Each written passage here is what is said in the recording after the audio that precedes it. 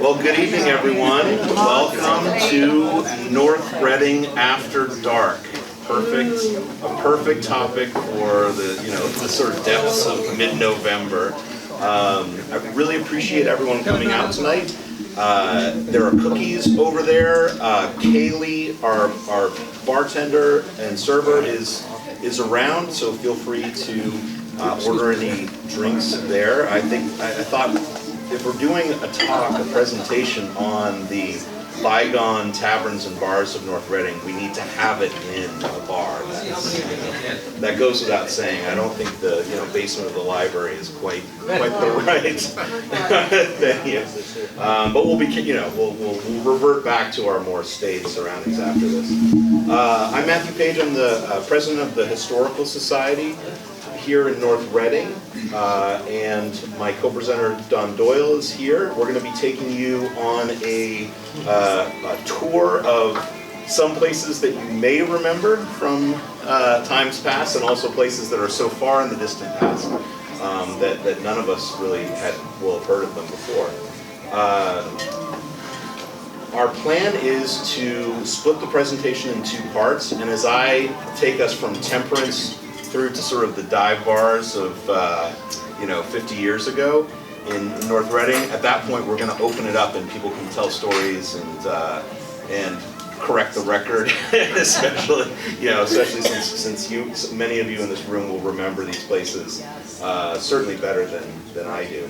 But with that, let me hand over to Don, and thanks again. Well, good evening. Good evening. And the magic begins in 1646. That's the first time somebody pulled a glass of wine and sold it in this town. We don't know where. The man's name was Francis Smith, and he had the paperwork to prove it. The General Court down in Boston had said, "Francis, go for it." But before we come back to town, You may want to speak up, Don, just because of the music. I had found... Yeah, there's music in the background. Yeah, so just give us your sort of... So, They can turn it down. just for a spoonful of quaint, this is the first restaurant in Boston. People would say, oh, it was the Union Oyster House, but that was 1826. Or maybe the Parker House, but that was 1855. But this rascal was 1792. It was brought here by a man named Jean-Baptiste Julien. He was from France, so he knew how to cook. And what the newspaper said is, the subscriber, I guess that's Shannon, respectfully acquaints the citizens of Boston and the public in general that he has established a hotel in Leverett's Lane, opposite, well, I think we're talking about Milk Street, I'm not sure. But in any case, he says, this plan unites usefulness with economy. This is about his menu. Whereas spirits are not to be used herein, and all gaming disallowed. And then he goes down to the next paragraph where he says, wines and cordials are going to be all over the place. So plainly they had a schizophrenic feeling about what entertaining in public was all about. Here's one of his ads later in the year. He says, I got a supply of green sea turtles, that was considered to be luxurious dining. He says, middling size, and he says, we'll see. What does he say? Julian has received a fresh supply of green sea turtles, and a middling size, and we'll kill one every day, so that you can be sure it'll be fresh. Yes. And the public, by calling at his hotel, will find turtle soup prepared in the best manner. This is instead of essence. And he is also for sale an assortment of this is what I like. I used to love martinis. This says Excellent martinis cordials. Martini cordials. People argue, they used to say that in San Francisco there was a drink called the Martinez. This was in gun shooting, cowboy times. And that was the grandfather of the martini. But apparently we beat him to it. Anyway, let's go on. What's the Yeah, next thing? absolutely. So the rum and whiskey trade. So, what made 1646 was the liquor license here. 10 years later, people are looking around on the shore of North America and they're saying that Boston is the rum capital of the world. If you remember what Boston used to look like back then, it was a little neck of land and then not very big at the end. Well, it had 20 distilleries, which meant that you couldn't turn a corner without bumping into, well, maybe only one of the workers, maybe one of the customers, I don't know. Anyway, this was our harbor back then. And I say that because, gee, I lived in Boston for a long time. So I think that it's almost stomping grounds for me.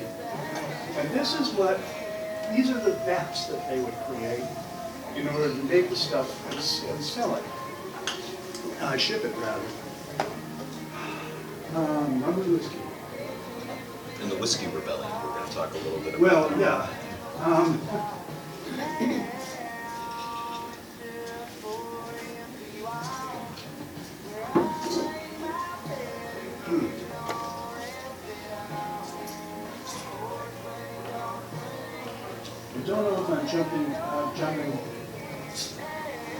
I don't know if I'm jumping ahead faster than I should.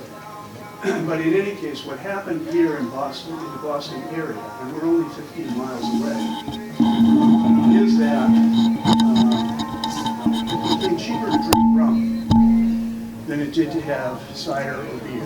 Now, remember, everybody in a farming community has a sheaf of little recipes that they brought from their parents' house when they started their own. And generally, a homemaker would have at least one recipe for her beer, and probably something for a better cider than the people next door. And so drinking at home was easy. But the problem, actually it was not, there shouldn't have been a problem, but we had a government. The government was in Boston and they said, you really can't entertain anybody from out of town in your own home. Don't do that. It's suspicious. And if you're particularly unlucky, the constable will come and hang outside your door and say, "Whose isn't it? Whose horse is out in back of the house?" So what you did was you took him down to the public house, which is a tradition that they brought over from England. They would call them ordinaries or public houses. And the town government, in order to be a town, you had to have a meeting house. In order to have a meeting house, you really had to have a tavern, because people were riding a buckboard or on a horseback, or maybe they were on foot, but they were coming, some of them from a distance, to attend the meetings. Usually, on Sundays, it would be your minister. He would talk all day. He would do 2 hours, 3 hours in the morning, he would take a break, and then he would start again after about an hour. And the tavern had to be, what the state said was, get a tavern, make sure it's near the meeting house. So, in return for certain perquisites and tax breaks and acreage from the town, some fella would talk to his wife and say, look,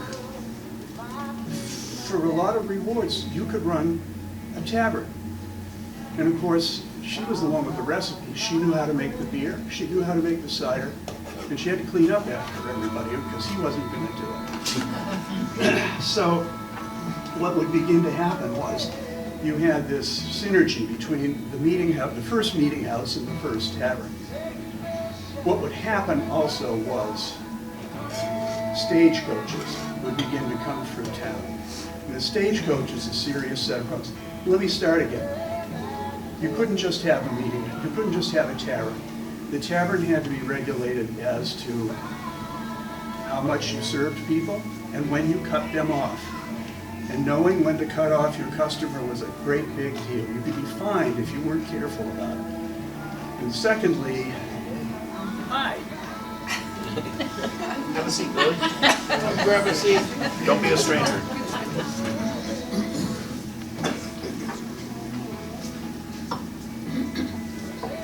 And then there was the regulation about bring your strangers here. Don't entertain them in your own home. We want everybody in town to be able to see them.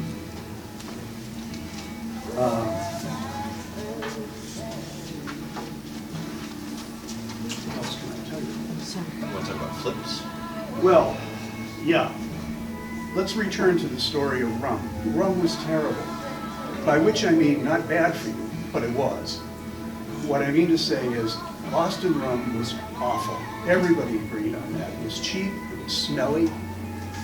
We don't know what the truth was on it, but people would, well, there's a wonderful story about a fellow who said, yeah, I sailed out of Boston last year. And the fellows came down to the harbor and one of them drank a pint of rum right in front of my face to, you know, toast me to my health. And I'm thinking, that was mighty weak rum. Because I wouldn't walk back through Boston from the waterfront pie-eyed, but I'd be pie-eyed if it was what we had today. In any case, boy, public speaking. You're doing great. Doing good. Oh yeah. So it was so terrible that people had to come up with other things to put in the rum. The big drink from about 1720 to about 1820 was something called flip. And flip was the bartender, the owner, the innkeeper would stand behind the bar or go over to the fireplace and warm up about 12 ounces of usually a dark ale, or yeah, a dark ale. And then you would get eggs, cream, allspice, cinnamon. I could go on. Anything you can think of from the Caribbean. Anything to go into that mug. And then having put the eggs in, he would go over to the fireplace and pull out a specifically made piece of hardware called a flip dog. What a flip dog was, it was a firearm. Went into the ashes, got red hot, and then he would pick it up and plunge it into the your tankard usually, and it would begin to foam. There was a caramelization that happened because the eggs, they knew what he was. They knew how to behave. People loved that. And that's a picture of it right there in the middle. Yes. Yeah, that's what a flip looks like. That's the flip. So in any case, so that's what the taverns were doing. They were an important part of transportation because in the colonies, a horse was the only other way to travel besides walking. And a horse walks about 5 miles per hour. It needs to stop every 2 hours, so every 10 miles, to be watered and fed and allowed to rest. So somewhere along the way, and you can't just park in front of somebody's house and say, hey, I'm dropping my horse here for a minute. The taverns would open, and the regulation from, again, the general court in Boston was, you're serving booze, you're serving food, and you're providing, as they put it, entertainment for man and beast. They had to take care of your animals for you. So there were teamsters leaving their teams here for, you know, not long. They had schedules they had to meet.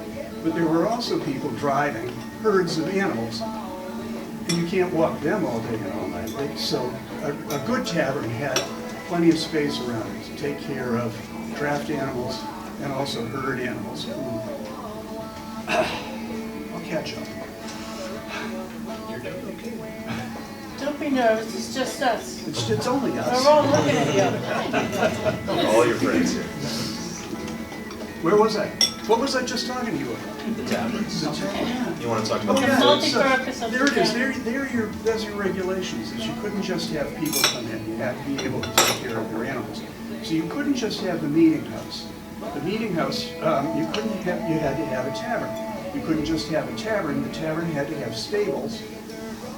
I'm going to go out on a limb here and say that, for instance, Jared McLean's wagon shop there over behind the library was probably an outgrowth of the Damon Tavern, because you need somebody who can turn iron into useful stuff like hubcaps, axles, and the rims on wheels. So all of a sudden, this general court is telling the town that they have to really kind of come up to speed. They have to create this situation where Basically, you're building a second center of town. People will meet on Sunday at the church, but for the other 6 days of the week, they'll be looking at each other from across the bar. Most of them will know each other, which is, again, why it was interesting that the constable and the board of selectmen, or persons, had agreed that we want to know who all the strangers in town are, because we're going to see you anyway if you're at the tavern. So in any case, this is Route 28. This is a modern photograph from above.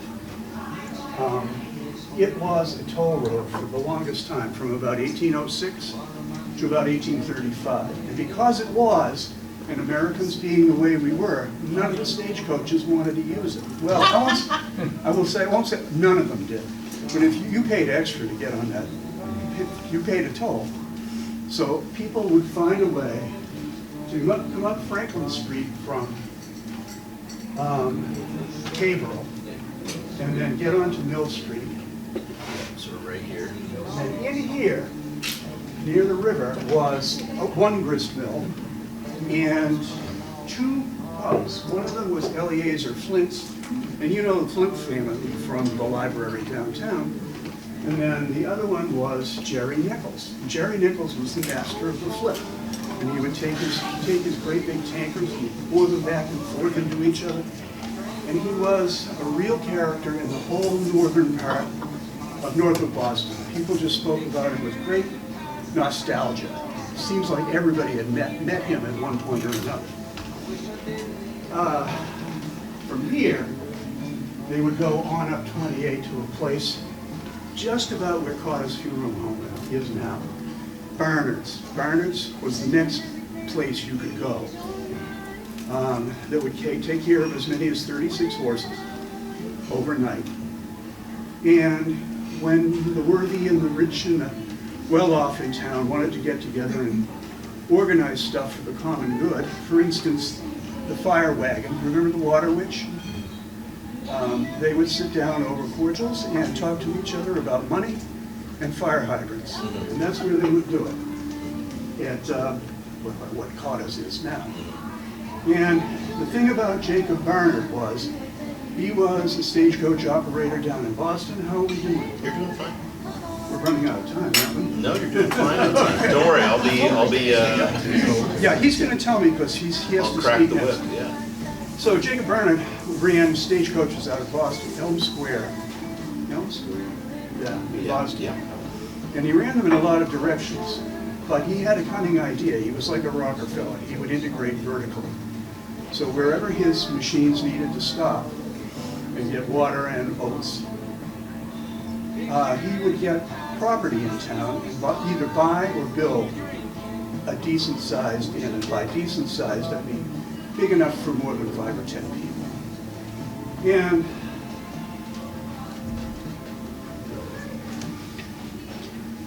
there is a Barnard's Tavern in Kennebunk.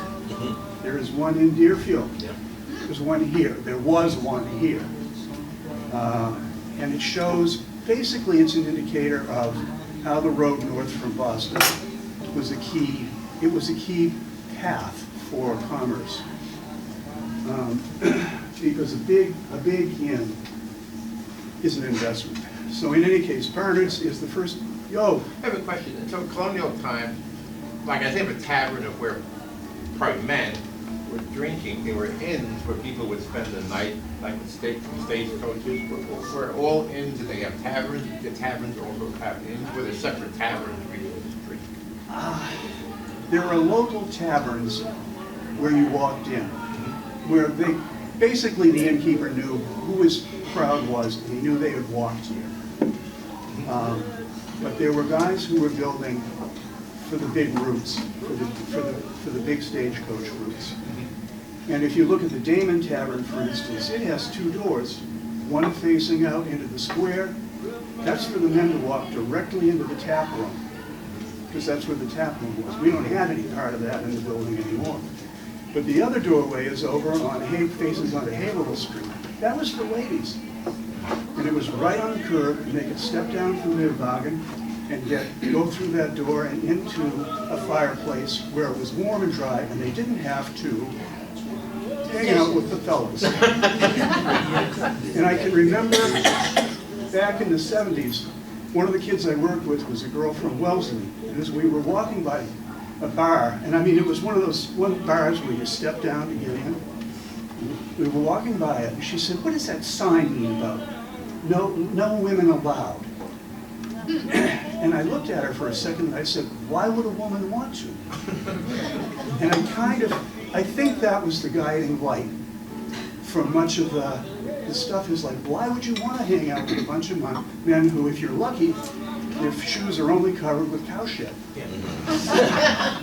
Could be anything else. But in any case, that's the whole business of doing taverns. And so that lady over there, I don't know what she's doing there. I hope her husband is there. Because other than that, she'd only be there for entertainment, I suppose, or decoration. So what else? So the rum trade. The rum trade is, basically it made the world go round. And I'll tell you why. Barbara Tuchman, who was the famous historical writer back in the 60s and 70s, yes, she wrote Guns of August. But she also wrote a book called, I think it was called The March of Folly. And she said, you know, we made a bunch of mistakes in our life, and some of them are so big, I deserve to write them down for you. And she talked about, like, McNamara and the Vietnam War, but she also talked about the fact that the English had only one eye on Bunker Hill or Concord, or keeping the New England states in line. What they were really concerned about was hanging on to the sugar trade, the sugar plantations down in the Barbados. For years I called it Barbados. And anyway, and she said it was due to that and the fact that the French were able to send a fleet to kind of intimidate the reinforcements away from Yorktown, that we were able to get our independence back. It had a lot to do with the Barbados. Barbados made sugar, and sugar was key because the English back home in England had discovered tea. And people don't talk about it, but the British just about bankrupted themselves buying tea from China because the Chinese insisted on sterling silver. And the British were stupid enough to pay it. So eventually, and I don't mean to be, history goes on. The British eventually invaded China in order to get their silver back. And also spread a lot of opium around. So nobody's innocent, but I never thought the English were anyway. So what was I talking about?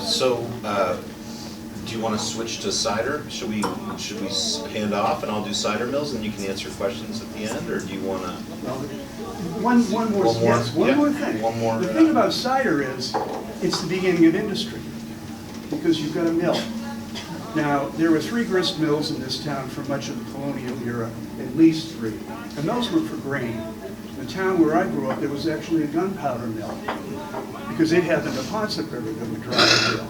But any place with a smaller stream could still crush apples. That's not a big deal. And so there are apple mills, cider mills over in Middleton, and I guess there are more than a few here. Yep.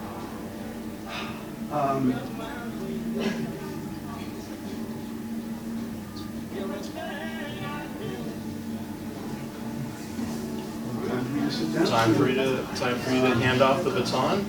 Take a load off and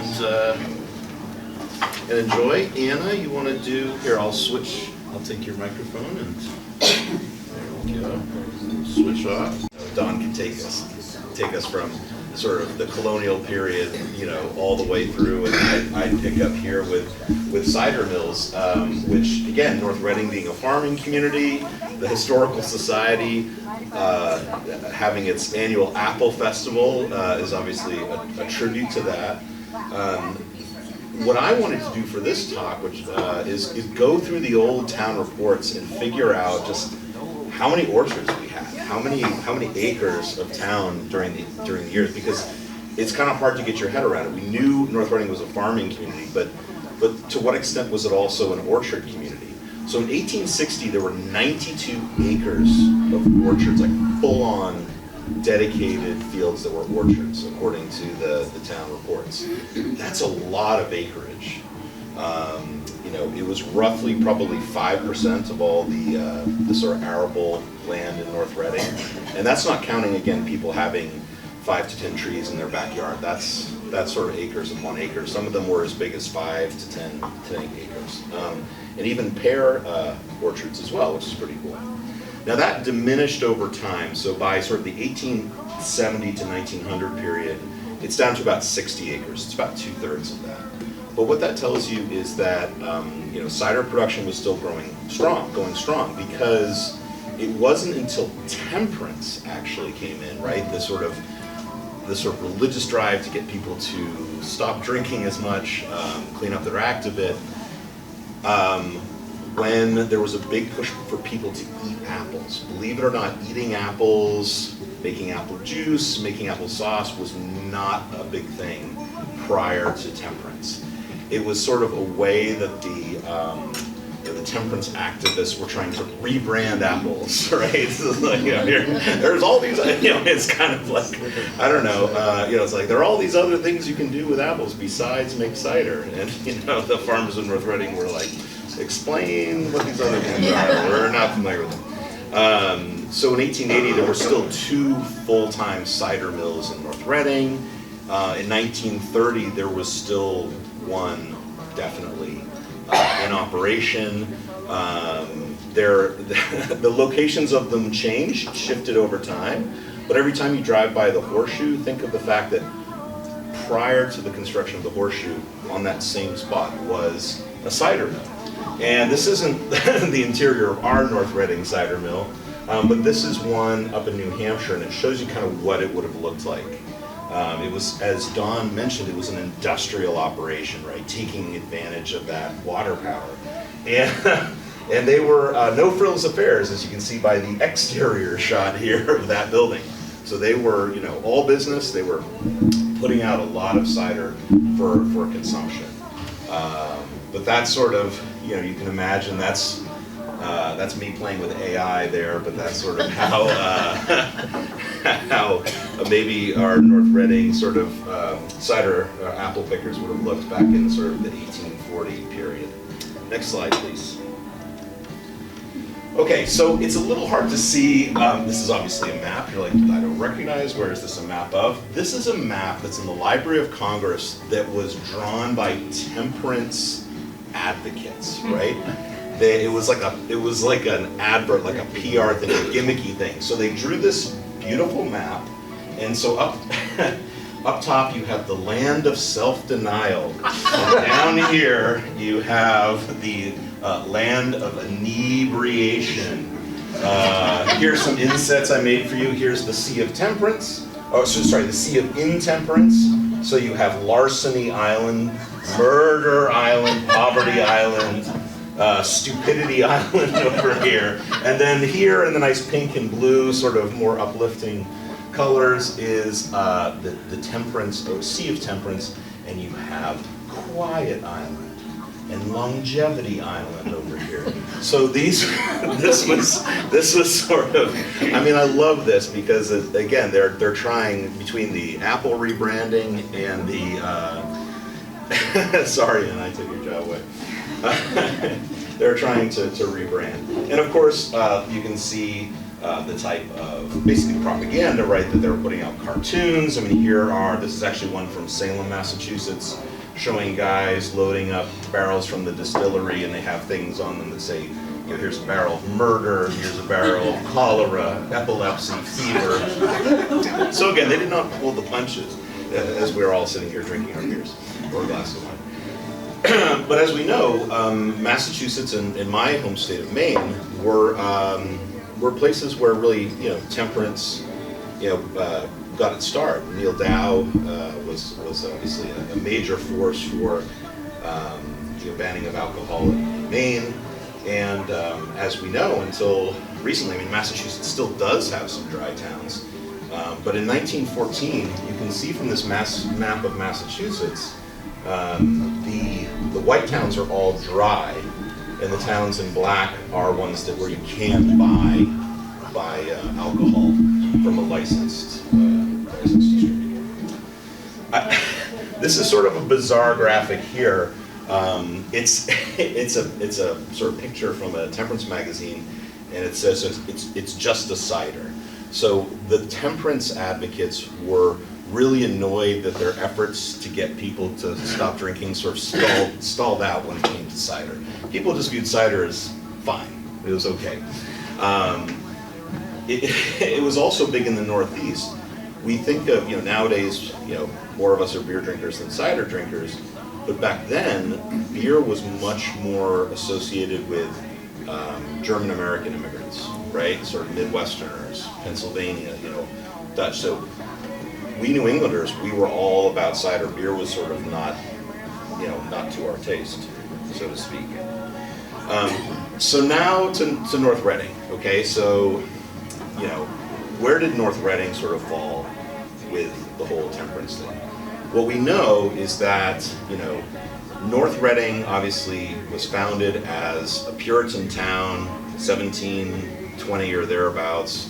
Reverend Putnam comes, he's the first minister. Boom, that's when the North Parish sort of separates off from what is now Wakefield, the South Parish. But throughout its period, people sort of, continued to drink. The town actually operated as the main liquor agent. So, and if you bought liquor in town, it was because the town itself, actually in the form of the selectmen were kind of the liquor agents, essentially. They bought the liquor, and then they sold it at a profit. And they might even do that today. And so it was a nice little piece of revenue for the town, in the same way that it is, now, right? People, businesses buy liquor licenses and so forth. So that's interesting. So from 1853 to 1869, like I said, the town of North Reading was in the liquor business, and they had an agent to buy and sell it that made a profit each year. At some point, though, temperance was clearly gaining traction in town, and we don't have any real direct clues about why this happened or whom it happened, but I think, Dawn, you and I are talking about it sort of at the end of the Civil War, potentially. A lot of these sort of soldiers may be coming back, having picked up bad habits, sort of having PTSD potentially, and sort of having trouble controlling their drink. And so by 1870, it was clear that the town had gotten out of liquor. Now, people were still drinking cider, don't get me wrong, but hard liquor was de facto banned. And that was sort of the final word. Now, what's interesting is by 1881, things are softening a bit, or there's a potential for there to be softening. And what you have from 1881 through to the First World War, basically, so a period of 30, 40 years, is every town meeting, there's an item on the warrant, which is, should we sell intoxicating liquors, yes or no? And it's clear that the town always voted no. But what's interesting is that question did not even appear on the town warrant between 1870 and 1880. So it was kind of a shtum, not an issue. But then it was on the warrant every year, and clearly there was some, some reason for it to be. But they never quite did that. So like I said, by 1914, North Reading was still dry. What you do have, though, starting in 1909, we have votes. Can you go to the next slide, please? We have votes, results from the town meeting. So remember, I said it was on, it was on the town meeting thing. We don't know what the results of those votes were until 1909 through 1914. And I was showing this to Dawn earlier, and I said, what's interesting, in 1909, right, the yes, we should sell liquor in North Reading, 22, no, 70. So, pretty strong, decisive vote at town meeting to say no selling liquor. By 1914, the vote is much closer, 71 to 98. So what that shows you is that attitudes are changing, right? The sort of temperance is beginning to evaporate a little bit. North Reading's becoming a little more cosmopolitan in the sense that there are more people maybe moving into North Reading from out of town, right? This particularly because of Martin's Pond, right? The summer residents at that, by sort of, you know, in the run-up to World War I, Martin's Pond is really starting to take shape as a summer destination for people from Boston. Next slide, please. Okay, so during World War I, so 1917, 1918, there's de facto prohibition in the U.S. Because it's sort of like a wartime rule. It's like sort of the government sneaks it in. It's sort of like a form of rationing, basically. And then, of course, we have you know, prohibition coming in 1920. There is, however, for North Reading, perhaps especially, there's a cider exemption in what was called the Volstead Act. The Volstead Act was the law that enabled prohibition. Also, we have to remember that prohibition, despite sort of Massachusetts' puritanical past, New York and Boston are sort of the two places in the country where prohibition is sort of the least enforced. People are the least keen on this idea at all, and it's sort of really out in the open. The Boston police vice squad chief, whose last name was Garrett, it was in charge of, you know, whatever, cracking down on these legal bars. He was on the take big time. He was a dirty cop, and he basically sort of took, made himself very, very wealthy by sort of turning a blind eye. Supposedly there were 4 speakeasies right on the same block as the Boston Central Police Station, so it was not a problem. What's interesting, actually, I'm not making this up, prohibition actually sort of exponentially increased the amount of bars in the Boston area. So prior to prohibition, there were roughly about 1,000 bars in sort of the greater Boston area. And then with prohibition, it sort of made decentralized drinking, right? So there were a lot of these little like mom and pop, almost, you know, if you didn't need a license because it was illegal, then Peggy, you and I could have started a speakeasy, you know, down the cellar, right? And we would, and knowing you and I, we would have done that. So, you know, there were 4,000 speakeasies after Prohibition, so it quadrupled the number of drinking establishments in the Boston area, and North Reading was no exception. So North Reading, of course, had speakeasies as well. Does anyone happen to know where the speakeasy in North Reading was? It's where Sports, Spirits, and Steaks is now. It's the old Big Dog. So that, we'll talk a little bit about Jack Lavaggi, who was opened an Italian restaurant, after the war in North Reading. He actually was up in North Reading during the Depression. You know, he had business interests on the South Shore and in Boston, but his main sort of side hustle, if you will, was these 2 cabins, which have since been smushed together, you know, united into that building that's now Sports, Spirits, and Steaks. And there it is right there. You can see the sort of the outlines of the 2 sort of cabins, and was turned into a speakeasy. I thought these were cool. These are not North Reading related, but these are speakeasy like business cards from New York. So, you know, again, you know, these places sort of advertise right by word of mouth. People would sort of hand out business cards. You sort of flash the business card to get in. They were sort of couched as clubs and so forth. So the club, there was sort of this club way of getting around it because you're members only. Kind of what happened in the club stayed in the club. That was really, really important. So like I said, in North Reading, cider production continues through the Great Depression and Prohibition, and as does the sort of the speakeasy culture as well. Next slide. Okay, so fast forwarding. You know, this is what I call the sort of rehydration period here of North Reading's history. And really, the biggest thing to come in after the repeal of Prohibition in 1933 is the creation of the package store. In 1934, George Varillas, so that's Lou's father and young George's grandfather, who was a Greek-American World War I veteran, opened the town's first package store, right? And many of you remember, it went under different ownership, but it was still called George's Package Store. Yeah, this is, where is it? Yeah, it says 28, so it was on 28, right where, is it the Lucky Mart is now? Is that where it was? Yeah. That looks like the town center, doesn't it? Yeah, that's the center package. That's, yeah. Oh, don't worry, we got lots of, I'll get to the center package store, yeah. That, George's is where Lucky Mart is now, basically on the corner of North and 28.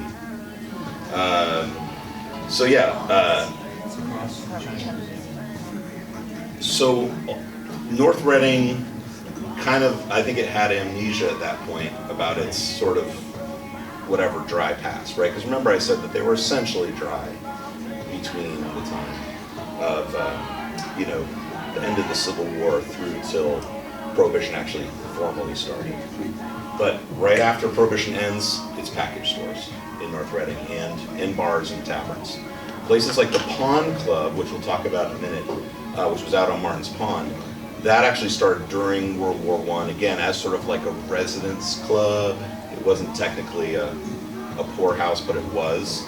So again, there was that sort of exclusion. It wasn't so much a speakeasy, but drinking went on there, and it was sort of understood that that's what was happening. So that, again, predates Prohibition as well. Don, you and I earlier today were talking about where did the term package store come from. Does anyone know, Tom Parker, any idea where package store comes from?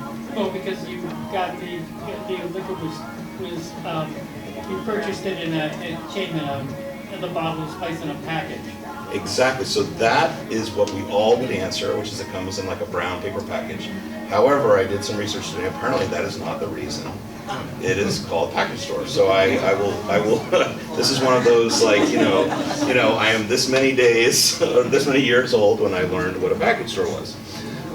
So as you know, depending on which part of the country you grew up in or lived in, package stores are called different things. So in North Carolina and Virginia, they're called the ABC. In Michigan, apparently they're called the Party Store, which I like that. I don't know if anybody here is from Michigan, but that sounds good. In South Carolina, they're called Red Dot Stores. And in Pennsylvania, it's the State Store. So it actually dates to a Supreme Court case in 1890, the term package store. And basically, it's complicated, I won't bore you, but it has to do with kind of what Don was talking about earlier, and importing, these large, alcohol importation has always been in bulk, right? Barrels, kegs. And then when you bring it into the country, you repackage it. Well, what was happening is people were like repackaging it multiple times. Well, the Supreme Court basically said that, because there were all these efforts to seize alcohol all over the country, and they sort of laid down the law that if something was quote unquote in its original package, so it had been, put in a bottle with a label when it first came into the country, it was good to go. And even if you took that bottle of, let's say, rum or whiskey, and you took it into a state that was dry, it couldn't be taken away from you because it was in its original package. So that naming convention of package kind of caught on. And so dealers in states that were not dry were like, we're selling you stuff and it's in its original package, right? And so that's where the term package store came from. So it's a little bit complicated, but it's a really interesting detail in my thought. Billy at the end, I don't know if Billy's wandered up. Billy at the end, and maybe you and I were talking about this too, the Sullivans, and about how Sullivan's sort of started out as more of a lunch place with a bit of a package store attached to it, and then later in its lifetime became basically a package store, with that may also have served food. So there was an evolution of some of these of package stores in town, including Center Package Store, which as Peggy pointed out, is very much sort of recognizable in its current shape today. So that's the old Rexall drug right there that you can see. That's now basically the Hornet's Nest. And next time you drive by down on Washington Street, or Park Street rather. Yeah, that's Park Street, yeah. You'll see it on your left and you'll say, oh, that sort of apartment, what's now an apartment, used to be the package store, and you know, looks very similar to this day. Next slide, please. All right, the Pond Club. So we got our Martin's Pond Mafia there at the back. So this is for you all. Do we know any of them? Yeah. Is anyone's mom or dad in this picture, or dad? I should It's a say? selectman there. Yeah, that's right. The guy in the suit. Yeah. The Pond Club, like I said, was started round about World War I, and was a neighborhood club that throughout the 20s, 30s, 40s, and 50s was the place where the folks around Martin's Pond, especially the guys, went and had a few drinks. It was definitely a dive bar, but also a center of the community. They did a lot. This is like a July 4th thing that's going on here. That really shows, you know, kind of where it was positioned. It was right on Burroughs, correct? Lakeside. It had a bit of a checkered sort of ending, shall we say, insofar as you know, it stopped operating kind of in 1963 after just sort of a lot of opposition from residents who lived around it. You know, when you know, on Friday and Saturday nights, you know, people would kind of pour out of there in the wee hours of the morning, and cause all sorts of mayhem. Yes. Let's see, it says, this is, I'll read you a little bit from the transcript when it actually was demolished. It said, the Pond Club, once the site of wrestling and boxing matches, movies, and a meeting place for summer and local residents of the pond area, this is in 1969, was burned to the ground by firemen Monday. Al Sylvia being very matter of fact. When first begun, back around World War I, it was operated as a social club with members owning shares in the club. So again, that's sort of how you got around, you know, prohibition or just the lack of liquor license. So members, you know, own shares in the club. In later years, it developed into a strictly, quote-unquote, pouring spot and was often a target of permanent residents in the area who were trying to have it closed down. Due to constant agitation by area residents, it closed due to the lack of business and has been closed now for several years. Since its closing, there have been several small fires in the building, and it was finally condemned as a safety hazard and ordered removed by the Board of Selectmen. So anyway, that's sort of the fate of the Pond Club, but it clearly was a very beloved dive bar and sort of unique institution during its time. Matt, Yes?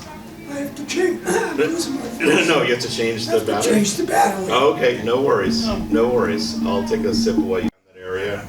You know, it wasn't just these old timers, you know, having their rubber beers there. Oh, sorry, Anna. Okay, I didn't know if Dave or Barbara Ham were going to be here tonight. They're not, but I put this in here. I put this in here. We won't. Name of the road now. Yeah, we won't exactly. We won't linger on it too much because I don't want us to run out of time. But you know, for those of you that grew up in North Reading during that period, Sailor Tom's was kind of right on the north, a destination. And so I found these great photos, of course, of Sailor Tom's house, which for 25 cents you could go on a tour through the house and see all the different rooms. So I wanted to, it's not strictly North Reading, but I wanted to include that in there. Next slide. Yeah, Dave, we're getting there? Good, excellent.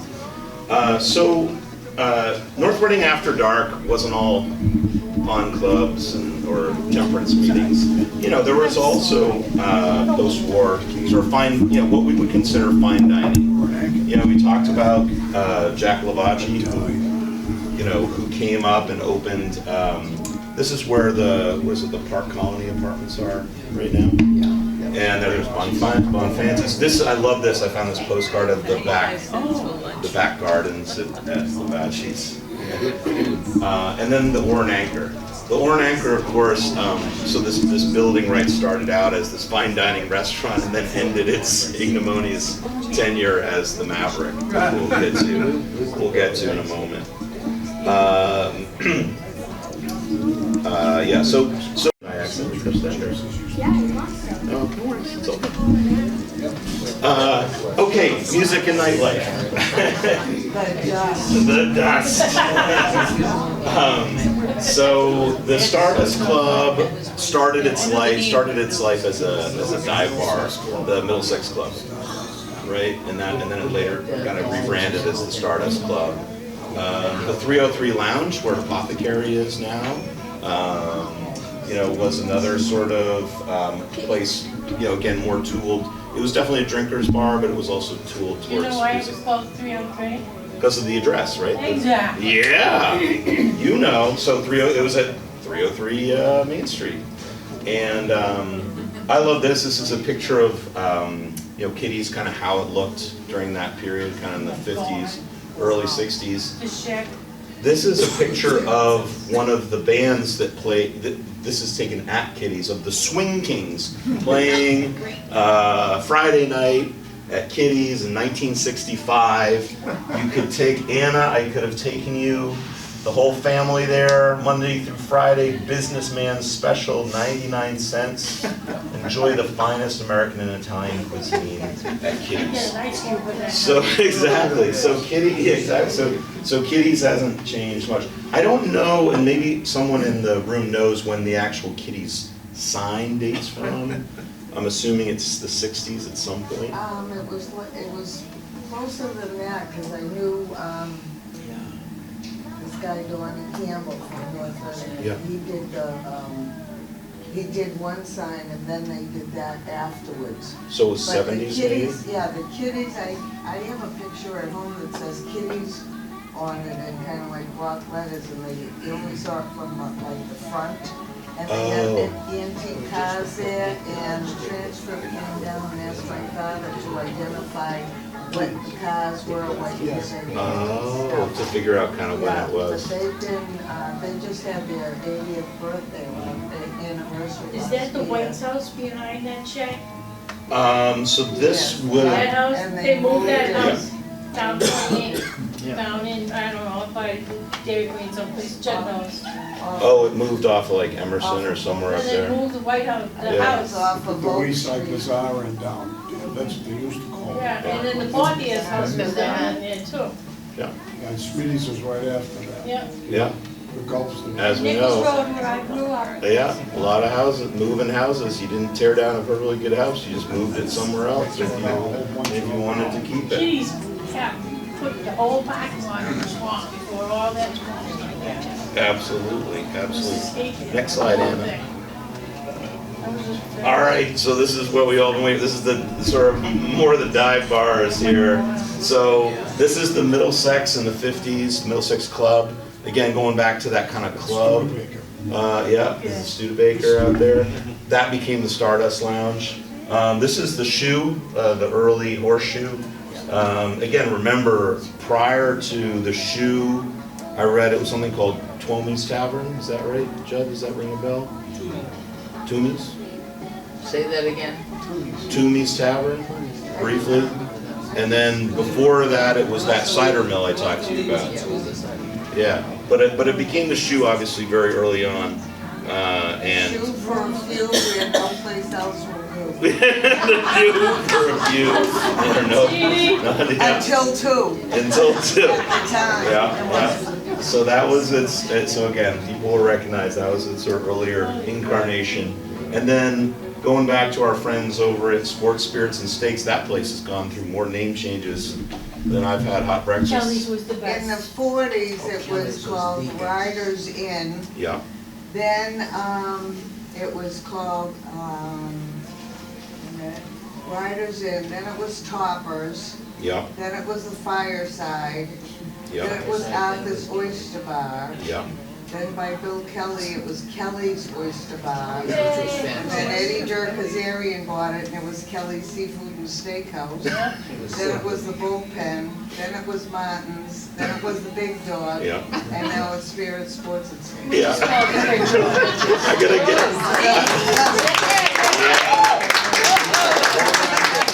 That's a hell of a pub quiz question. You get 1 point for each. Oh, I know. I worked there for Well, that's 12 what- years, but the Horseshoe, I was there, I just left 2 years ago. I worked at the Horseshoe 32 and a half years. Yep, so you saw it change in that time. Yes. So I found this too. This is another name we didn't have for. This was at some point was also the Roma Modern Tavern. So this is this was Ryder, you know, the place is I never Ryder. heard of it. Beautiful out of town, So yeah, Italian American. It's probably during Prohibition. probably. You can't really see too well because it's off the edge of the screen, but Don and I thought this mash book from Ryder's was pretty, what's the word? Extravagant? Racy, yeah, a little racy, of, you know, this sort of scantily clad tennis player gal. But I like this one too. Just, you know, riders, dancing, no cover charge, liquors. I mean, that just tells you what you're getting. There's no real. All right, next slide. I'm mindful that we're okay. So to finish our story, we got 2 more chapters left. We have the 1960 fight over liquor licenses, and then we'll talk about the Maverick, and then we'll get into sharing stories. So what I didn't know, and some of you probably did, is that in 1960, because of our friends, those gentlemen at the Pond Club who were a little bit too rowdy, a movement got going in town called the like North Reading Betterment League or something, and it was these sort of probably like 15 or so guys who lived out on Martin's Pond, and they just had it in for the Pond Club. They just really, and the minister at the Martin's Pond Baptist Church. So they pushed real hard, and at that time, Steve, I don't know if you know that every 2 years they had a referenda that was just, again, on the ballot, do you want liquor in town, yes or no? And that goes back to kind of what I was telling you earlier about town meeting back in the whatever it was, right, 70s and 80s I was telling you about, where again that vote was on the town meeting at every March town meeting. Are you suggesting you do that again? No.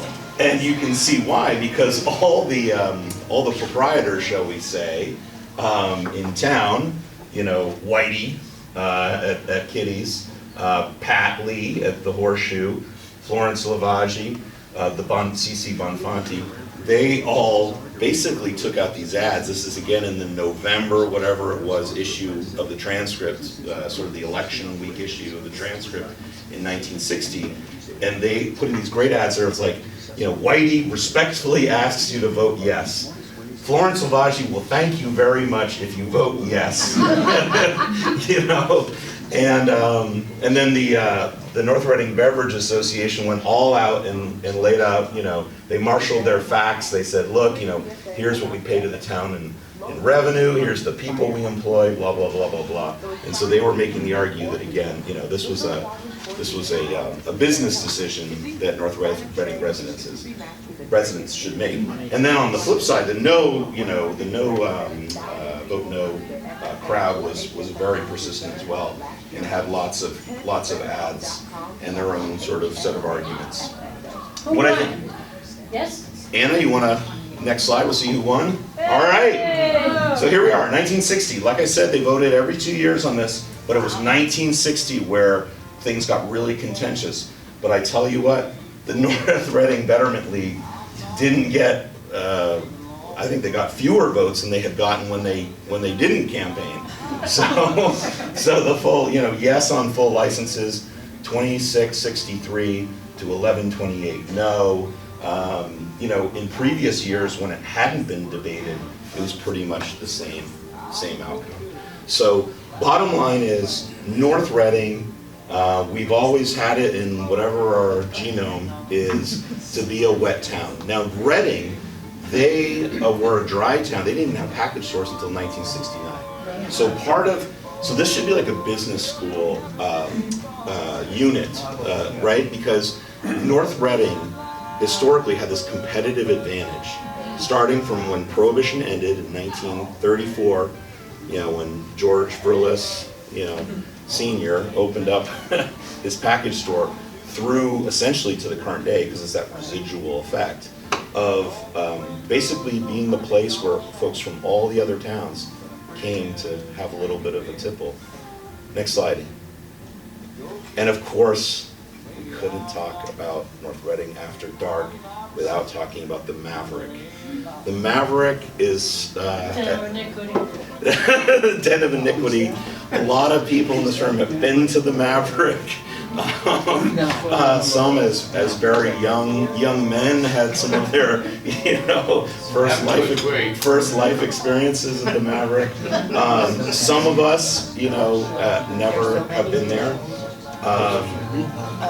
Now folks will be able to tell me this yes or no. This is a picture that I found that said it was of the Oran Anchor. Now, was the Maverick in that same structure? Yes. Yeah. Okay. It was in the same structure briefly, but Okay. Yeah. So the other interesting thing about the Maverick, because we hear a lot about it, right? It's sort of very, very iconic in terms of North Reading history. Is it actually wasn't around for very many years, as people think. It opened, let's see. It opened basically in the mid-60s. And, late 60s. Yeah, and then I think it closed in 77. So it really was only open for about 10 years, kind of like Pleasure Island, right? And, those of you guys remember that, we got our... Do you know what I love? Yeah. Every time I go by that apartment house, it's still there. Yeah. You know the apartment house next to the Maverick? Yeah. We won't talk about it. And there was It's a still- reason for that. Yeah. You live there, right? Used to come in and out. The girls lived up there. The Maverick unfortunately came across the first gas shortage in 1973. Great steakhouse when it was first a steakhouse. I had the pleasure of working there for the Gressick brothers, Harry and Danny Gressick. They were chefs there, super chefs. They went on to open the Lobster Claw. Everybody here knows the Claw and the Gressicks. But then as the economy went a little this way, it became more of a lounge. Great hangout for a lot of the Bruins. Yep. Players used to hang out there. I used to see them there. And then years later, towards its end, I lived in the apartment buildings next door when it was all one biggest nightclub in the North Shore. It was a big nightclub and it drew a lot of people in town. You had both rock and roll bands upstairs and downstairs disco. But it was short-lived, It was, and I'll tell you why it was short-lived, because at some point, basically, the North Reading Selectmen and the community, and some of you may remember this, basically just lobbied against the renewal of the license for this guy. How many times have Pops over there? Yeah, so I'll tell you. So at the hearing, at the select board hearing, where they're talking about renewing or not renewing the license for the Maverick, Chief Barrage gets up and he says, between 1972 and 1976, the Maverick played host to 64 bar fights, 3 stabbings, a bomb threat, and several reports of theft and property destruction. Chief Barrage, who was normally sort of very professional and soft-spoken, said the Maverick was a disgrace. How much the North Reading police spent time responding to the problems that it caused. Where was it located? It was located where Coda Funeral Home is now, right on that corner. And as Dawn, again, to sort of draw the thread back to Barnard's Tavern, yeah. So it's Wasn't it where Drunken Donuts is? yeah, it sort of was on those two lots. It straddled those two lots. Yeah. Matt, one of the things that took the Maverick down was when they went to a lounge setup, they hired Millie Rich as a belly dancer for it. And she was a professional, and she was totally professional. I went to high school with her, as a matter of fact. And the image of it changed at that point, and that was one of the things that brought it down, and she quit and left it at that point because she felt she was involved in something she didn't want to be involved in at that point. Yes, and she was right to think that because I can tell you a totally interesting side story. My wife and I went there. It was after it was the steakhouse, still had a good name, and she had just started working there. It was a snowy day, and we had our young son with us. We went there. There was nobody in the restaurant, and because I went to high school with her and I knew her, she was just totally bored because she was paid to be there. Yeah. And she spent all the time playing with her lacy stuff and everything with our baby child, which was actually funny as could be. Oh, that's great. So Did she the belly Maverick dance was. at lunchtime? I don't know at lunchtime. We only went at night. Yeah, it was so it had its wholesome moments too. Now, yeah, Bill. Do you have any more on your notes there? One of the last owners, Charlie. Oh, I was going to just talk about Charlie Moretto. Yeah, it was after that that the boys in town actually bought it and it became an outside observer, maybe more or less a money laundering. Yeah. But and it's when it really nosedived down. When Charlie ran it, he had nice entertainment in there, but you make good money off of it, you know, about Charlie. Well, what's interesting is Charlie Moretto, who was the owner kind of initially, he owned sort of a chain of other establishments across Boston. He also, and I was reading a very detailed article about him.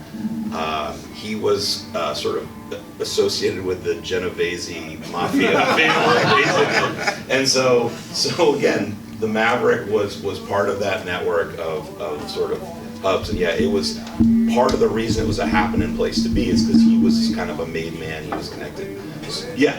Matt, you didn't mention Bonfanti's. Yeah, we can. Bonfanti's was probably a bigger problem than the Maverick. Bonfanti's had 2 gangland shootings in it. I did hear that, and I didn't have time to figure out exactly, but I did hear that there were some mob hits. They had great pizza, though. Yeah, they had great pizza. Yeah, if you didn't get murdered, pizza was great. No, I did hear that. And Dawn, I think you and I were talking about how, North Reading was that place, like in The Godfather, where they said, take him out of town, take him to the country. North Reading was the place where you got taken out into the country.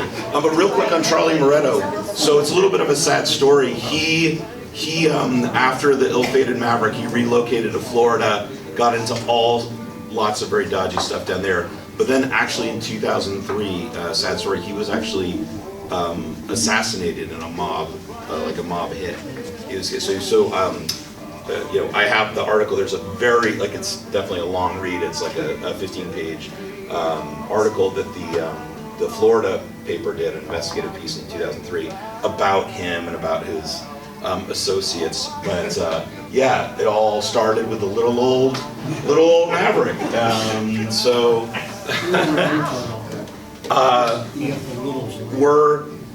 We're getting close to sort of closing time here, but I think we have about 15 minutes to kind of any more stories anyone has or corrections. Yeah, Tommy? I have a couple, I just kind of mentioned kind of fun facts. One is that when I was a teenager, the Topper was fun because driving by at night, because it was one of the very few Art Deco style buildings in town, and it with its a plaster facade, and it had this neon sign of a man with a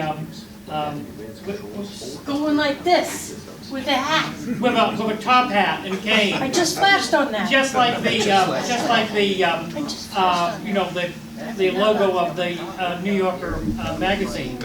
The other kind of fun thing was the fact that the Center Package Store, where you showed the picture downtown, not far from Jones Brothers, was owned by Mr. Balcom and Mr. Roundtree, longtime friends who lived around the corner.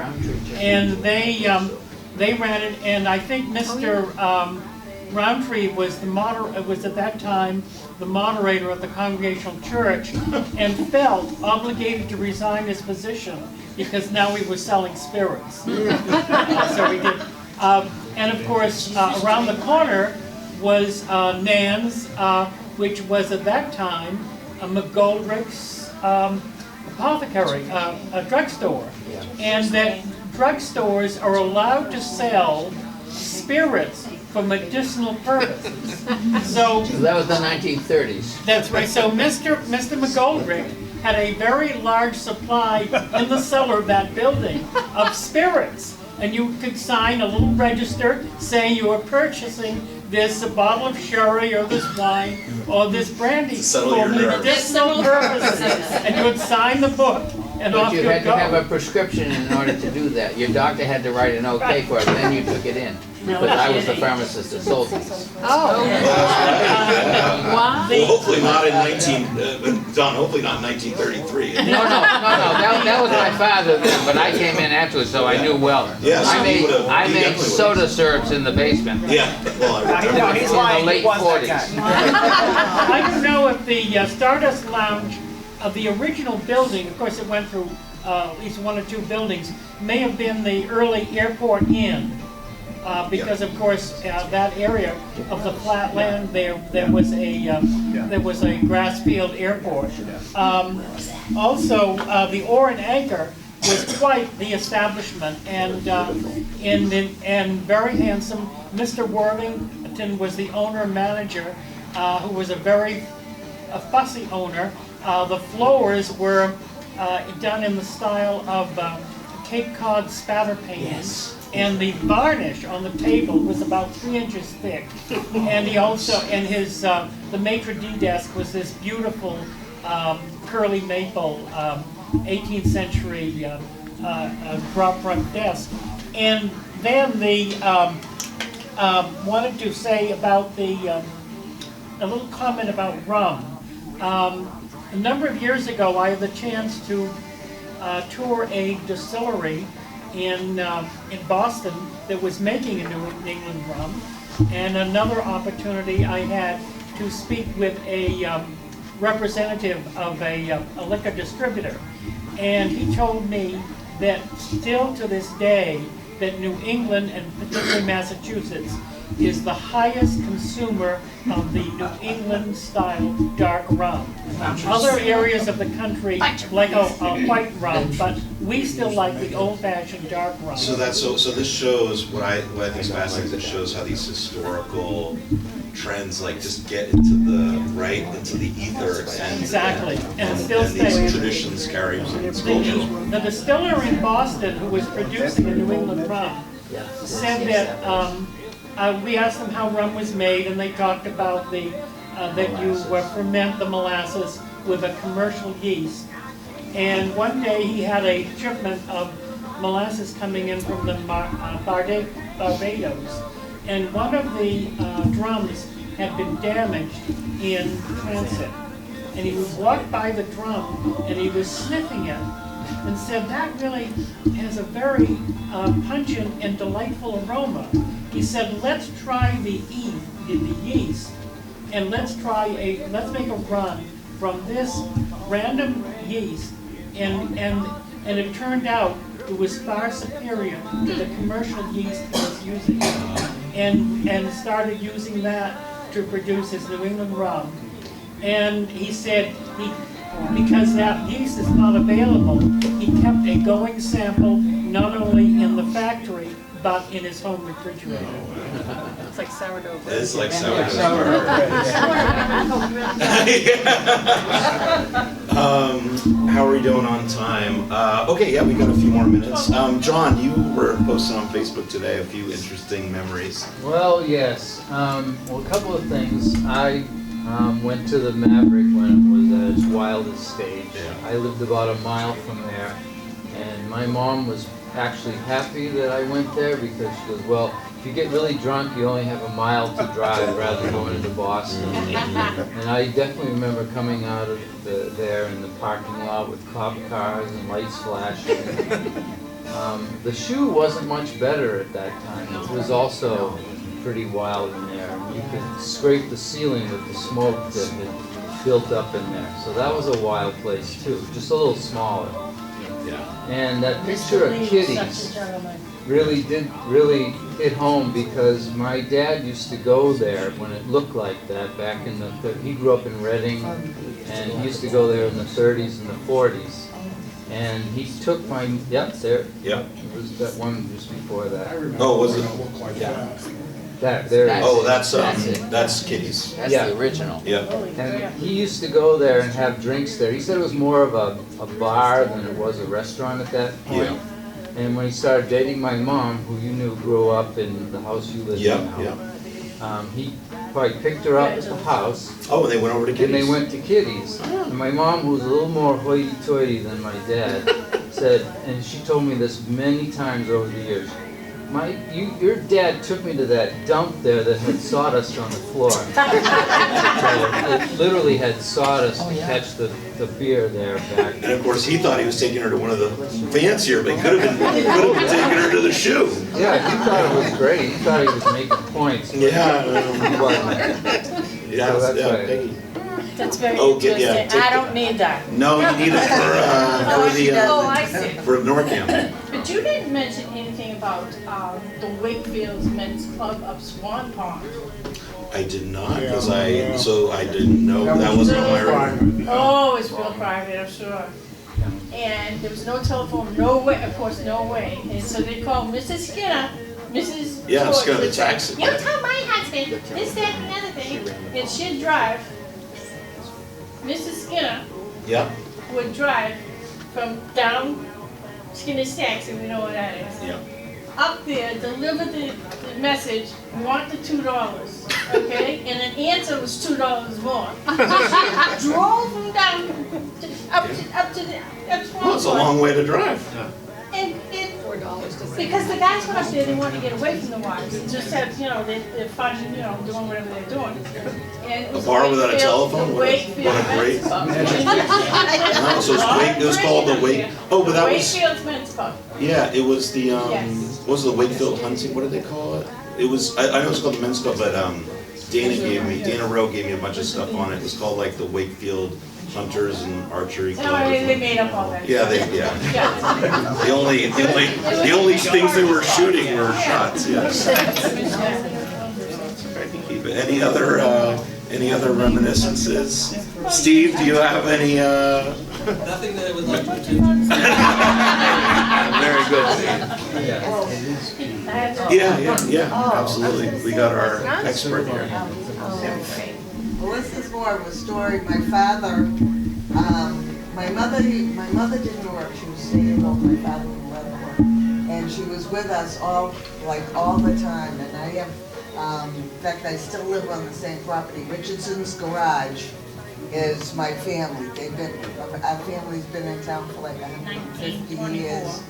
So, but anyway, the garage was established in 1924. But what was funny is he built a house right beside the garage, and my mother used to make my father take us kids out sometimes to give her a little break, and then we'd come home and have Sunday dinner.